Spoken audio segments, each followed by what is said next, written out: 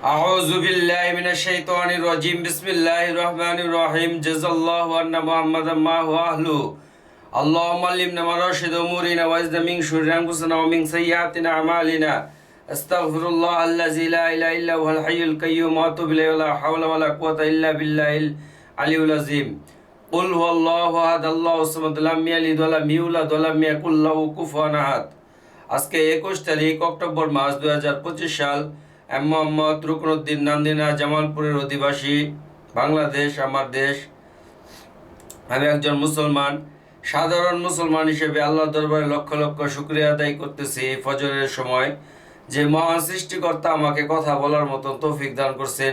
এর জন্য সৃষ্টিকর্তাকে, এই ঈশ্বরকে আমি গড থ্যাংক ইউ, ধন্যবাদ জানাই, আলহামদুলিল্লাহ। এবং তার পাশাপাশি আমি কৃত্রিম পারূপে বাম পারূপে, যেহেতু আমার বাম পাটা যে কোনো প্রক্ষাঘাতের মুনাফিকদের ষড়যন্ত্রের শিকার হয়ে 2022 সালের 21 তারিখের আমার কেটে ফেলতে হয়েছে, সেই হিসেবে তারপর আল্লাহ তাআলা তাদের প্ল্যানকে বাস্তবায়ন করে আল্লাহ জমিনের ভিতরে আল্লাহ তাআলা আমাকে বাঁচায় রাখছেন।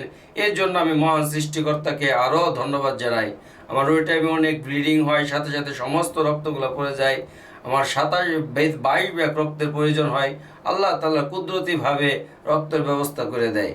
এটা 18 জন হাফিজের রক্ত ছিল, আর সাধারণ পোলাপানের 5 জনের রক্ত ছিল, একজন ডাক্তার রক্ত ছিল। এই জন্য আমি মহান সৃষ্টিকর্তাকে ধন্যবাদ জানাই। এই জন্য আরও ধন্যবাদ জানাই যে আল্লাহ সুবহানাহু ওয়া তাআলা এই কঠিন থেকে কঠিন সিচুয়েশনের ভিতরে আল্লাহ তাআলা আমাকে চলার মতন তৌফিক দান করছেন।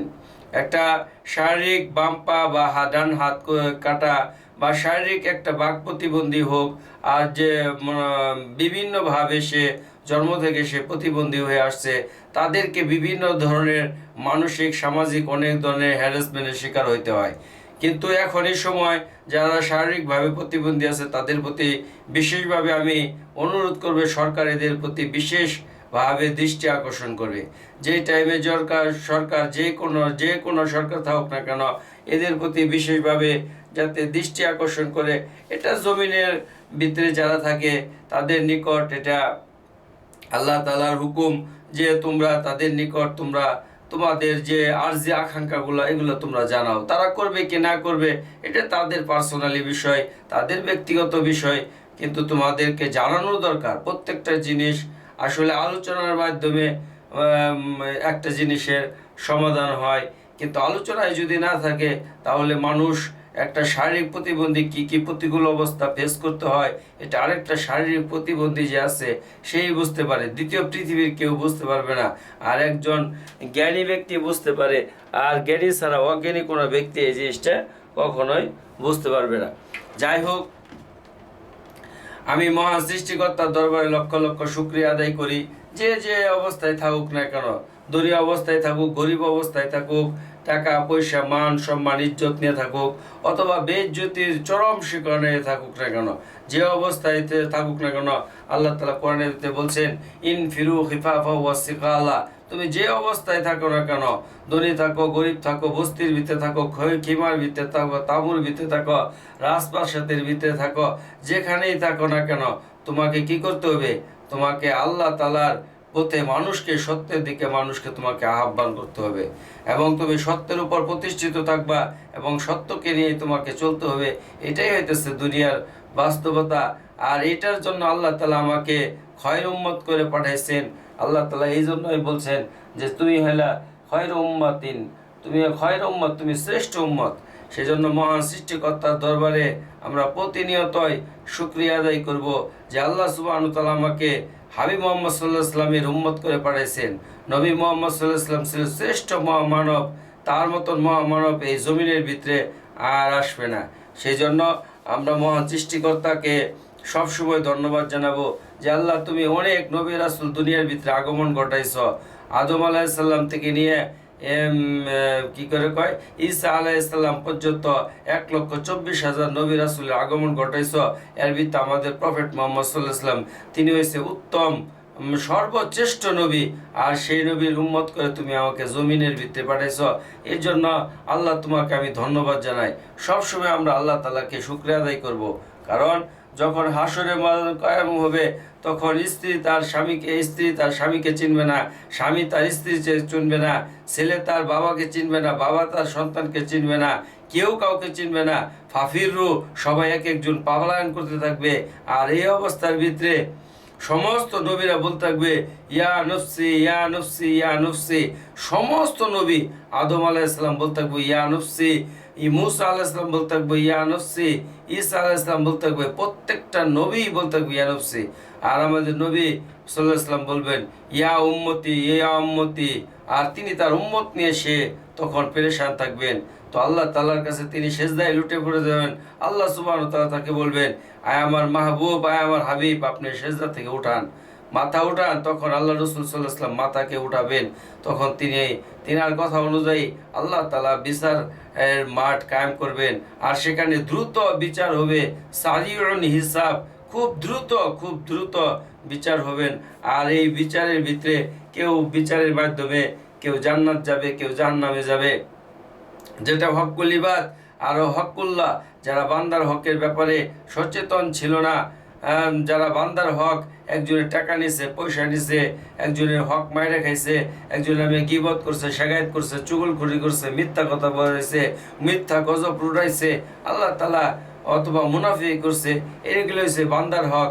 আর এই বান্দার হকের ব্যাপারে বান্দারকে সাথে তাকে ডিল করতে হবে এবং বান্দার কাছে তার নিকট ক্ষমা চাইতে হবে, মাফ চাইতে হবে। বান্দা ওই কঠিন অবস্থার ভিত্তিতে তাকে মাফ করবে কিনা আল্লাহ সুবহানাহু ওয়া তাআলা ভালো জানে। আর যদি মাফ না করে, তার জন্য কঠিন থেকে কঠিন যন্ত্রণাদায়ক এক আযাবের শাস্তির সম্মুখীন তাকে হইতে হবে। সেই জন্য আমি মহান সৃষ্টিকর্তার দরবারে লক্ষ লক্ষ শুকরিয়া আদায় করব এবং বলবো, যাতে করে আমার নিকট বান্দার হক না থাকে। আমি রুকনুদ্দিন, আমি মনের জোরগুলাই আমি বলতে পারি। আমার কাছে কেউ যদি বলে যে 10টা টাকা পাই, এটা ভুল কথা।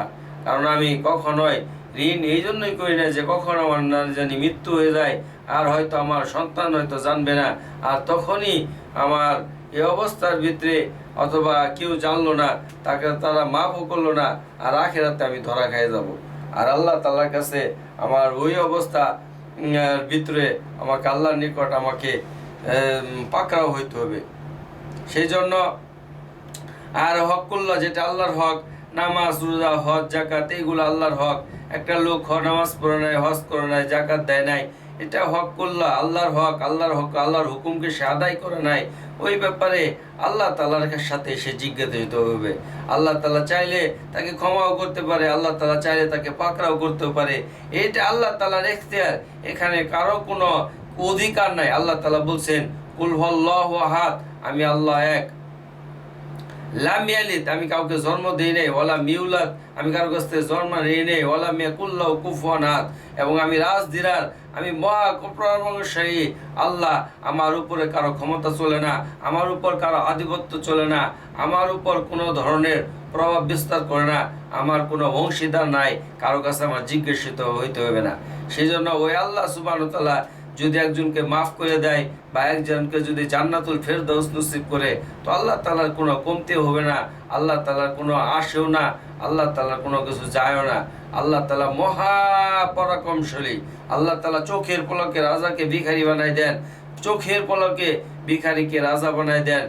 একদম আনপট, সে অশিক্ষিত, তাকে আল্লাহ তাআলা এমন জ্ঞানী, এমন জ্ঞানওয়ালা তাকে বানাই দেন যেটা কল্পনার বাইরে। আবার অনেক অজ্ঞানী, তাকে আল্লাহ সুবহানাহু ওয়া তাআলার ইশারায় তাকে অজ্ঞানী বানাই দেয়। এটা আল্লাহ তাআলা যুগান্তরে করে আসছে। পৃথিবীর সৃষ্টি লগ্ন থেকে নিয়ে, আদি পিতা আদম আলাইহিস সালাম থেকে নিয়ে নবী মুহাম্মদ সাল্লাল্লাহু আলাইহি ওয়াসাল্লাম এবং মুহাম্মদ সাল্লাল্লাহু আলাইহি ওয়াসাল্লামের প্রায় 1450 বছর বা 1500 বছরের নিকটবর্তী হইতেছে। তো একই খেলা আল্লাহ তাআলা খেলতেছেন। আল্লাহ তাআলার কাছে প্রেজেন্ট, পাস্ট, ফিউচার সবকিছু এক সমান। আল্লাহ তাআলার কাছে কোনো কিছু একটু যে এটার মানে দেরি, ওইরকম কোনো কিছু নাই। আল্লাহ তাআলার কাছে সবকিছু আয়নার মতন ঝকঝক করতেছে। যেরকম এই যে আমার ভিডিওর ভিতরে আপনাকে দেখতেছেন, একদম স্পষ্ট। এখানে কোনো ধরনের কোনো ধরনের যে ফেক ভিডিও বা আই দিয়ে তৈরি করা ভিডিও, এআই দিয়ে তৈরি করা ভিডিও, এরকম কিছু না, ডাইরেক্টলি এখানে ফেক। তো আল্লাহ তাআলা আর কথাগুলা এরকম স্পষ্ট সত্য এবং আল্লাহ তাআলার সাথে বান্দার দিদার হবে, এটাও স্পষ্ট সত্য। যারা জান্নাতে যাবে তারা আল্লাহ তাআলার সাথে দিদার করবে, এটাও সত্য। আজ আল্লাহ তাআলাকে দেখা যায় না। মুসা আলাইহিস সালাম আল্লাহকে দেখার জন্য ব্যাকুল হয়ে গেছিল গা, অস্থির হয়ে গেছিল গা, পাগল হয়ে গেছিল গা যে আমি আল্লাহকে দেখবো। আল্লাহ তাআলা বলছে, হে মুসা, তুমি আমার তাজাল্লিতে তুমি পুরে ভস্ম হয়ে যাবে গা। আর তিনি বারবার, মুসা কালামুল্লাহ কেন বলা হয় কালিমুল্লাহ, সে বারবার সে টকিং করতো, তার জাতিতে তাকে বেশি বিভ্রান্তি করতো, সেই জন্য তাকে অনেক বেশি কথা বলতে হইতো। অন্য নবীর সঙ্গে, নবীদের চেয়ে বেশি আল্লাহ তাআলার সাথে গুপ্তগু মানে কালাম, আল্লাহ তাআলার সাথে বেশি কথা বলতে হইতো। আল্লাহ তাআলা একবার হুকুম করলো, হে মুসা, তোমার জাতিকে বলো তারা যাতে করে একটা মানে বাছুরকে করে, বাছুরটাকে তারা যেন মানে কোরবানি দেয়। তারা বিভিন্ন ধরনের বায়না ধরলো, বাছুরের কালার কি, আবার কথা বলতে হইলো, বাছুরটা ছেলে হবে না মেয়ে হবে, আবার আল্লাহর সঙ্গে কথা বলতে হবে, বাছুরটার বয়স কত হবে এটাকে কথা বলতে হইলো। মানে বারবার মানে এরা বিভিন্ন ধরনের তাকে মানে মানে হ্যারাসমেন্ট করছে, এত হ্যারাসমেন্ট করছে যেটা কল্পনার বাইরে। কোন নবী রাসূলের কথা আল্লাহ তাআলা এত বেশি বলে নাই, মুসা আলাইহিস সালামের কথা যে পরিমাণ কোরআনের ভিতরে আল্লাহ তাআলা বলছেন। সেই জন্য আমরা আল্লাহ তাআলার হকের ব্যাপারে যত্নশীল হই, বান্দার হকের ব্যাপারে যত্নশীল হই। এখন আমরা যদি উদাস হয়ে যাই যে আল্লাহ তাআলার হক আমি পালন করলাম না, আল্লাহ তাআলা আমাকে ক্ষমা করে দিবেন, এটা উদাসীনতা, এটা একটা ভুল সিদ্ধান্ত। এই সিদ্ধান্ত একটা ভুল। আল্লাহর সিদ্ধান্তের উপর আমাকে, আল্লাহর হুকুমের উপরে, আল্লাহ তাআলার দিক নির্দেশনার উপর আমাকে চলতে হবে। আল্লাহর উপর পরিপূর্ণ তাওয়াক্কুল করতে হবে, পরিপূর্ণ আত্মসমর্পণ করতে হবে, আল্লাহর উপর পরিপূর্ণ বিশ্বাস করতে হবে। ঝড় তুফান যত কিছু সাইক্লোন মহা সাইক্লোন আসুক, তারপর আল্লাহ তাআলার উপর পরিপূর্ণ বিশ্বাস রাখতে হবে যে আল্লাহ তাআলা আমার সামনে যে সমস্ত প্রতিকূল অবস্থা নিয়ে আসছে এটা আল্লাহ তাআলার আল্লাহ তাআলার হুকুমে আসছে। আল্লাহ তাআলা বলছেন, মা আসাবা মিন মুসিবাতিন ইল্লা বিইজনিল্লাহ, আমার হুকুম ব্যতীত, নির্দেশ ব্যতীত তোমার নিকট কোনো বিপদ আপদ পৌঁছতে পারতে পারে না। গ্রামারের ভাষায় মা এক নফি, ইল্লা এক নফি, দুই নফি মিলে এসবাতের হুকুম আসছে। সেই জন্য ওই অবস্থার ভিতরে আল্লাহ তাআলা হুকুমকে, আল্লাহ তাআলা যে আমার উপর যেটা আসছে এটা আল্লাহ তাআলার হুকুম ছিল। এবং কি আমার উপর যে ইজ্জত সম্মানটা আছে এটা আল্লাহ তাআলার হুকুম। আল্লাহ তাআলা নিজেই বলছেন, অত ইজ্জু মান তাশা অত জিল্লু মান তাশা বিয়াদিকাল খায়র, আমি যাকে চাই তাকে ইজ্জত দান করি, আমি যাকে চাই তাকে বেইজ্জতির চরম শিখরে তাকে পৌঁছে দিতে পারি। এটা আল্লাহ তাআলা কোরআনের ভিতরে বলছেন। ফজরে আজান হইতেছে, স্লিপ অফ টাং, কাইন্ডলি আমার কথার ভিতরে কোনো ভুল বেয়াদবি হলে অবশ্যই আমাকে সংশোধন করে দিবেন। এবং যদি অন্য ধর্মাবলম্বীরা যারা আমার ভিডিওটা শুনতেছেন তারাও আপনারা কাইন্ডলি শেয়ার করে দিবেন। আমার ইউটিউব চ্যানেলের পাশে থাকা বেল আইকনটিকে ক্লিক করে দিবেন। আর সর্বোপরি আমরা দেশ গোত্র, আমাদের দেশে ধর্ম বর্ণ গোত্র, সারা ওয়ার্ল্ডের ভিতরে সমস্ত ধর্ম বর্ণ গোত্র একে অপরের প্রতি ভ্রাতৃত্ববোধ বজায় রাখি, একে অপরের প্রতি আন্তরিক হই, একে অপরের প্রতি শ্রদ্ধাশীল হই, একে অপরের প্রতি সহমর্মিতা পোষণ করি, একে অপরের প্রতি মানে মানবিক হই। এবং কি সারা ওয়ার্ল্ডের ভিতরে আল্লাহ সুবহানাহু ওয়া তাআলা জিন এবং ইনসানের হেদায়েতের ফয়সালা করুন। কারণ হেদায়েতের মালিক আল্লাহ তাআলা। যে ধর্ম পালন করুন কেন, কোনো ধর্মের ভিতরেও লেখা নাই যে কাউকে কষ্ট দাও, কাউকে দুঃখ দাও, কাউকে যন্ত্রণা দাও। মানুষ কষ্ট দেয়, মানুষ সে শয়তানের ধোকার বশবর্তী হয়ে মানুষকে কষ্ট দেয়। শয়তান তাকে পরিচালনা যখন করে, তার যখন মুরব্বী শয়তান হয় তখন সে তার দ্বারা অনেক কিছু এভরিথিং এ টু জেড তার দ্বারা মন্দ কাজ করা সম্ভব। আর যদি একজন সৎ লোক, একজন অনেস্ট লোক, একজন মানে জেন্টলম্যান লোক, সে একদম সচ্চরিত্রের অধিকারী হয়, সে যদি তার মুরব্বী হয় তার দ্বারা অনেক কিছু করা অসম্ভব। সেই জন্য আমাদেরকে প্রত্যেককেই একজন ভালো মানুষ হইতে হবে, আমাদের প্রত্যেককেই ভালো মনের অধিকারী হইতে হবে। কারো ক্ষতি করার চিন্তা করা যাবে না, মানুষের সাথে সৎ ব্যবহার করতে হবে। হ্যাঁ, একজন মানুষ অতি মাত্রায় কষ্ট দিতেছে, তখন যেখানে ওই অবস্থার ভিতরে আল্লাহ তাআলার হুকুম আছে, ওই আল্লাহ তাআলার হুকুমকে তখন কোরআনের ভিতরে বলে দিয়েছেন, আমরা ওই হুকুমকে তখন ফলো করব, ওই হুকুমকে ফলো করব, আইনের উপরে শ্রদ্ধাশীল হব, আইন নিজের হাতে চলে যাব না। প্রত্যেকটা দেশের সংবিধান আছে, সংবিধান অনুযায়ী আমরা চলার জন্য চেষ্টা করব। ধর্ম, বর্ণ, গোত্র সর্বোপরি সব অবস্থার ভিতরে আমরা একে অপরের প্রতি ভ্রাতৃত্ববোধ বজায় রাখব। সারা ওয়ার্ল্ডের ভিতরে মানব জাতির কল্যাণে নিজেকে নিয়োজিত করব। যে বেশি মানুষের কল্যাণে কাজ করতে পারে তার নাম মানুষ মনে রাখে 100 বছর, 200 বছর, 300 বছর, তাদের নাম মানুষ মনে রাখবেই। হ্যাঁ, নেলসন ম্যান্ডেলা, সে একজন কালো লোক, তার নাম আজকে মানুষ মনে রাখতেছে। মাদার তেরেসার নাম মানুষ মনে রাখতেছে। যে ইন্ডিয়া ওষুধটা তৈরি করছে তার নামটাও কি মানুষ আজকে প্রতিটা মুহূর্তেই নিতেছে। কারণ যখন একটা মানুষের পালস বেড়ে যায়, যখন সে মানে অতিমাত্রায় অস্থিরতা কাজ করে, তখন দেখা যায় যে একটা বড়ি খাওয়ার মাধ্যমে তার সমস্ত অস্থিরতাটা কেটে যাইতেছে। তো এই জন্য মানুষের কল্যাণে কাজ করা, এই তথ্য প্রযুক্তি যারাই তৈরি করছে আজকে তারা মানুষের কল্যাণে কাজ করছে। আজকে মানুষের জীবনকে তারা সহজলভ্য করে দিছে। আজকে তথ্য প্রযুক্তির মাধ্যমে আমি আজকে কথা বলতেছি, আমার কথা আজকে কানাডার মানুষ শুনতেছে, আমেরিকা থেকে শুনতেছে, অস্ট্রেলিয়া থেকে শুনতেছে, জাপান থেকে শুনতেছে, নিউজিল্যান্ড থেকে শুনতেছে। এই তথ্য প্রযুক্তিটাকে আমরা ভালো কাজে লাগাই। আজকে তথ্য প্রযুক্তির মাধ্যমে অনেক কিছু মানুষের জীবন এত সহজলভ্য হয়েছে যেটা কল্পনার বাইরে, যার ফলে সহজলভ্য হওয়াতে মানুষ অতিমাত্রায় অলস হয়ে পড়ছে। আর অলস হওয়াতে মানুষের বিভিন্ন ধরনের শারীরিক কসরত না থাকার কারণে শারীরিকভাবে সে মানসিকভাবে সে ফিট না। কারণ একটা মানুষ যখন শারীরিকভাবে কসরত করে, ঠিক আছে, তার ডোপামিন হরমোন নির্গত হয়, এর দ্বারা সে অনেক রিল্যাক্সেশন ফিল করে। আর যখন একটা মানুষ শারীরিক কসরত না করে, মানসিকভাবে সে অনেকভাবে সে মানে হতাশাগ্রস্ত হয়, অনেকভাবে সে টেনশন লাইফ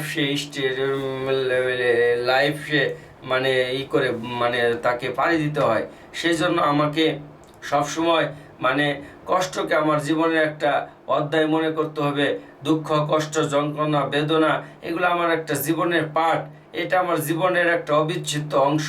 এখানে আমাকে হতাশ হয়ে চলবে না। ঝড় আসবে, তুফান আসবে, পারিবারিক থেকে নিয়ে, সামাজিক থেকে নিয়ে, রাষ্ট্রীয় থেকে নিয়ে বিভিন্নভাবে আমার উপর আসতেই পারে। এই জন্য আমি হতাশ হব না এবং আমি সবসময় বিপদের জন্য প্রস্তুত থাকব। যে কোনো টাইমে আমার কোনো ধরনের বিপদ আসতে পারে, এটা যদি আমার প্রস্তুতি থাকে তাহলে আমি হার্ট অ্যাটাক করব না, স্ট্রোক করব না, ব্রেন স্ট্রোক করব না, আমি প্যারালাইসিস হব না। কারণ কি, আমার প্রস্তুতি আছে। আমি জানি আল্লাহ তাআলা আমাকে পরীক্ষা করতে পারেন। কিভাবে পরীক্ষা করবেন আল্লাহ তাআলাই ভালো জানে। একটা ছেলে তার প্রবাস জীবন আছে, হঠাৎ করে দুর্ঘটনার শিকার হয়েছে, সে এটা শুনেই সে মানে অস্থির হয়ে সে মারা গেল। লাভটা কি? অস্থির হয়ে সে হার্ট অ্যাটাক করলো, ঘর প্যারালাইসিস হয়ে পড়ে থাকলো। সেটা ভাবতে হবে যে না, একটা দুর্ঘটনা ঘটতেই পারে, বা আমি যে চলতেছি সেটা ঘটতেই পারে। এটা আমার যখন পা কাটা, তখন কি আমি আমি তো সন্ধ্যার সময় আমি জানি না যে আমার এই ঘটনা হবে। এটা তো ওই টাইমেও তো আমি জানতাম না, কিন্তু আল্লাহ তাআলা আসমানের ফয়সালা ছিল, জমিনে আল্লাহ সুবহানাহু ওয়া তাআলা বাস্তবায়ন করছে। আল্লাহ তাআলার পরিকল্পনার অংশ বিশেষ। আল্লাহ তাআলা বলছেন, আমি হইতেছি উত্তম, মাকারু মাকারুল্লাহ, আমি হইতেছি সমস্ত মানে পরিকল্পনাকারী। তোমরা যে যতই পরিকল্পনা করো কেন, তোমাদের পরিকল্পনা বাস্তবায়ন হবে না, আমার পরিকল্পনায় বাস্তবায়ন হবে। সেজন্য আল্লাহ তাআলা উত্তম পরিকল্পনাকারী। যার যেখানে রিজিক আছে ওখানে তার যাইতে হবে। যার যেখানে যে টাইমে যে জায়গায় তার মৌত আছে ওখানেই যায় তার মৃত্যু হবে। তার 1 সেকেন্ড আগেও তার মৃত্যু হবে না, 1 সেকেন্ড পরেও মৃত্যু হবে না। তার এক কদম এদিকেও মৃত্যু হবে না, ওইদিকেও মৃত্যু হবে না। সে মৃত্যুর জন্য ছটফট করবে আর সে অস্থির হয়ে যাবে, ওই জায়গাতে যাবে, যাওয়ার পরে তার মৃত্যুটা হবে। এগুলো অনেক হাদিসের ভিতরে, অনেক হাদিসে কুস্তির ভিতরে অনেক ধরনের ঘটনা আছে, যেগুলা আল্লাহ সুবহানাহু ওয়া তাআলা যাই হোক, আল্লাহ তাআলার অশেষ মেহেরবানি যে আল্লাহ তাআলা আমাকে কথা বলার মতন তৌফিক দান করছেন। আজকে এখন 19 মিনিটের মতন ভিডিও হয়ে গেছে গা। আজকে সারা ওয়ার্ল্ডের ভিতরে সমস্ত জিনে ইনসান কিভাবে হেদায়েত পা, এর জন্য আমাকে তথ্য প্রযুক্তির মাধ্যমে হোক আমাকে কাজ করতে হবে। আর যার সামর্থ্য আছে সে মানুষের দ্বারে গিয়ে মানুষকে সত্যের কথা বলবো, এটাই মানুষকে আল্লাহ তাআলার দিকে ডাকবে, জাহান্নামের আগুন থেকে বাঁচানোর জন্য মানুষকে চেষ্টা করবে। এখন সে ইউরোপে থাকুক, অস্ট্রেলিয়া থাকুক, প্রত্যেকটা মানুষ, প্রত্যেকটা নবীর উম্মত এখান থেকে জাহান্নামের আগুন থেকে কিভাবে বাঁচে, এই জন্য আমাকে চেষ্টা করতে হবে, আল্লাহর কাছে দোয়া করতে হবে। কুল্লু মুসলিম উখওয়াতি, সমস্ত মুসলমান ভাই ভাই, আমরা মুসলমানকে আজকে তালে গুলে ডিভাইডেড করে দিতেছি, ভাগ করে দিতেছি। তুমি অমুক ফেকরা, তুমি অমুক ফেকরা, তুমি অমুক ফেকরা, তুমি অমুক তরিকা, তুমি অমুকই। এই যে মুসলমানের ভিতরে বিভক্তি তৈরি করতেছে, এর দ্বারা জাতি খণ্ডিত হয়ে পড়ছে। সমস্ত মুসলমান ভাই ভাই, সমস্ত, কালা হোক, সাদা হোক, ধলা হোক, ধনী হোক, গরিব হোক, শিক্ষিত হোক, অশিক্ষিত হোক, যে বলছে লা ইলাহা ইল্লাল্লাহ মুহাম্মাদুর রাসূলুল্লাহ, এক আল্লাহ ছাড়া কোনো মাবুদ নাই, মুহাম্মদ সাল্লাল্লাহু আলাইহি ওয়াসাল্লাম আল্লাহ তাআলার রাসূল, যেই এই কথা বলছে সেই নবী মুহাম্মদ সাল্লাল্লাহু আলাইহি ওয়াসাল্লামের উম্মত। আর উম্মত হিসেবে প্রত্যেকের জিম্মাদারি হইতেছে মানুষকে জাহান্নামের আগুন থেকে বাঁচানো। এর জন্য আমাদেরকে চেষ্টা করতে হবে। আমরা আজকে উম্মতের ভিতরে বিভক্তি সৃষ্টি করতেছি, বিভক্তি না সৃষ্টি করে একে অপরের প্রতি সবাই আমাদের ভাই। যে স্বীকার করছে লা ইলাহা ইল্লাল্লাহ মুহাম্মাদুর রাসূলুল্লাহ, প্রত্যেকেই কালমার ভাই। কালমার ভাই হিসেবে প্রত্যেকটা মানুষ কিভাবে জাহান্নাম থেকে বাঁচে যায়, জান্নাতমুখী হয়, আর আখেরাতে কবর হাসর ফুলসিরাতে তারা যাতে করে সহজভাবে তারা এগুলা পাড়ি দিয়ে সেরে তাদের জিনওয়াত যাতে করে জান্নাতি এক জীবন হয়, জান্নাতের ভিতরে তারা প্রবেশ করতে হবে। এর জন্য আমি আমার অবস্থান থেকে যতটুকু করা দরকার আমি করব। প্রত্যেকের জিম্মাদারি, প্রত্যেকেরই জিম্মাদারি মানুষকে জাহান্নামের আগুন থেকে বাঁচানো। এটা কেউ বলতে পারবো না যে আমার জিম্মাদারি নাই। আল্লাহ তাআলা বলছেন যে আনা খাতামুন নবী, আমি হইলাম শেষ নবী, লা বা'দা নবী, আমি আমার পরে কোনো নবী নাই, আমি হইলাম একমাত্র শেষ নবী। যেহেতু আল্লাহ তাআলা নিকট তিনি হইতেছে শেষ নবী, সেই হিসেবে আমাদের দায়িত্ব হইতেছে প্রত্যেকটা, চাই সে আমেরিকাতে বাস করুক, যে ধর্মে বাস করুক, তাকে সত্যের কথা বলা, তাকে সত্যের দিকে আহ্বান করা। সারা ওয়ার্ল্ডের সমস্ত মানুষ আমরা কিভাবে জান্নাতে যাইতে পারি, কোনো মানুষ যাতে আখিরাতে মৃত্যুর পরে যাতে করে আমাদের কোনো ধরনের আযাব গজবের সম্মুখীন না হয়, আল্লাহ তাআলার প্রশ্নের সম্মুখীন না হয়, সেই জন্য আমরা আমাদের অবস্থান থেকে আমরা চেষ্টা করব, আমরা দোয়া করব। প্রত্যেকটা তাহাজ্জুদের সময় উঠে দোয়া করা, আল্লাহ তুমি সারা দুনিয়ার ভিতরে হেদায়েতকে তুমি আম করে দাও। কাঁচা ঘর, পাকা ঘর, তাবু, খিমা, রাজপ্রাসাদ, রাজদরবার, সব জায়গার ভিতরে হেদায়েতেরকে তুমি একবারে ডাইরেক্ট, একবারে তুমি হেদায়েতকে তুমি মানে করে দাও। প্রত্যেকটা মানুষ যাতে হেদায়েত পা, এটাকে একবারে সহজলভ্য করে দাও। কারণ একটা মানুষের দুনিয়াবি টাকা পয়সা, অর্থ সম্পদ, গাড়ি বাড়ি, এ টু জেড সব কিছু থাকে, ইজ্জতের চরম ঠিকানায়, যেরকম ফেরাউন ছিল ইজ্জতের চরম ঠিকানায়, হারমান ছিল, নমরুদ ছিল, কিন্তু তারা ঈমান না থাকার কারণে তারা দুনিয়ার জীবনের, তারা যদিও বাদশাহী জীবন যাপন করছে, কিন্তু আল্লাহ তাআলা তাদেরকে আখিরাতকে পাকড়াও করবে, কারণকে পাকড়াও করবে। সেজন্য প্রতিটা নবী রাসূল আইসা তার উম্মতকে সতর্ক করছে। প্রত্যেক নবী আমাদের নবী মুহাম্মদ সাল্লাল্লাহু আলাইহি ওয়াসাল্লাম সবচেয়ে বেশি অতিমাত্রায় উম্মতের জন্য বেশি দরদি ছিল, উম্মতের জন্য তিনি বেশি কষ্ট করছেন। সেই জন্য আমাদের নবী প্রফেট মুহাম্মদ সাল্লাল্লাহু আলাইহি ওয়াসাল্লামের প্রতি বেশি থেকে বেশি দোয়া করা। আর একটা মানুষের কাজ হইতেছে, সে যদি মানুষকে সত্যের দিকে আহ্বান না করতে পারে, সে মানুষকে সত্যের দিকে আহ্বান, সে দোয়া করবে, ঘরে বসে দোয়া করবে, বেশি বেশি করে উম্মতের জন্য দোয়া করবে। আর বেশি বেশি আমরা বেশি থেকে বেশি দুরূদ শরীফ পড়বো, বেশি থেকে বেশি ইস্তেগফার করব। কারণ ইস্তেগফারের দ্বারা আল্লাহ তাআলা অনেক কিছুকে সলভ করে দেয়। বেশি বেশি আমরা ইস্তেগফার করবো, আর বেশি বেশি আমরা দরুদ পড়বো। এটা হইতেছে আমাদের আর যদি কোনো এর সমস্যায় থাকে আমরা দোয়া ইউনুস পড়বো। দোয়া ইউনুসের মাধ্যমে আল্লাহ সুবহানাহু ওয়া তাআলা কত বড় ইউনুস আলাইহিস সালামকে মাছে গিলে ফেলেছে, আর ওর ভিতরে কোনো অক্সিজেন ছিল না, আলো বাতাস ছিল না, তাকে নিয়ে মাছ 18 লক্ষ মাইল সে রান করছে। ওই মাছ তাকে আবার এক সময় সে ওখানে বসে দোয়া পড়তেছিল, লা ইলাহা ইল্লা আনতা সুবহানাকা ইন্নী কুনতু মিনাজ জালিমিন, লা ইলাহা ইল্লা আনতা সুবহানাকা ইন্নী কুনতু মিনাজ জালিমিন। এই দোয়া করার কারণে আল্লাহ তাআলা তাকে মুক্তি দিয়েছে। এটা আল্লাহ তাআলার ইচ্ছা। একজন দোয়া করার পরেও যদি আল্লাহ তাআলা না দেয়, এটা বুঝতে হবে এখানে কোনো ভালাই আছে। আল্লাহ তাআলা উত্তম পরিকল্পনাকারী। আমাদের সবাইকে মরতে হবে। যে আজকে দুনিয়াতে যেভাবেই থাকুক না কেন, রাজপ্রাসাদে থাকুক আর তাঁবুতে থাকুক আর খিমাতে থাকুক, খায়ে থাকুক আর না খায়ে থাকুক, তাকে মৃত্যুর ফেস হইতে হবে। তার সামনে মওত আছে, এটাকে তার মাথায় ইনস্টল করে নিতে হবে, সেট করে নিতে হবে।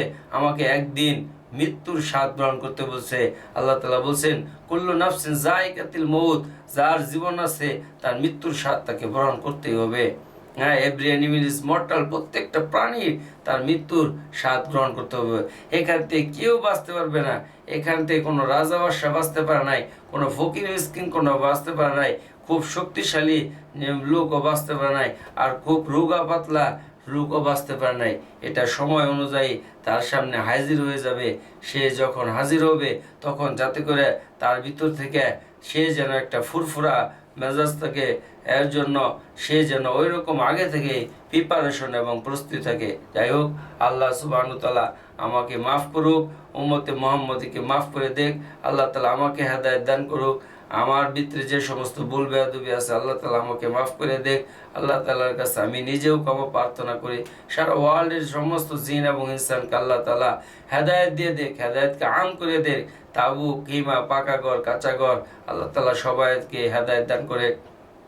তো আল্লাহ তাআলার কাছে লক্ষ লক্ষ শুকরিয়া, আল্লাহ তাআলা যে আমাকে কথা বলতে দিচ্ছে। তো যাই হোক, আল্লাহ তাআলা আমাকে মাফ করে দেখ। আর সবচেয়ে বড় জিনিস হইতেছে, আমি স্লিপ অফ টাং, কাইন্ডলি আমার কথার ভিতরে কোনো ভুল হইলে অবশ্যই ক্ষমার দৃষ্টিতে দেখবেন। 26 মিনিট ভিডিও হয়ে গেছে গা। অন্যান্য ধর্মাবলম্বী যারা আছেন তাদের প্রতি আন্তরিক প্রীতি, শুভেচ্ছা, ভালোবাসা রইল। মুসলমানদের প্রতি আমার সালাম। আসসালামু আলাইকুম।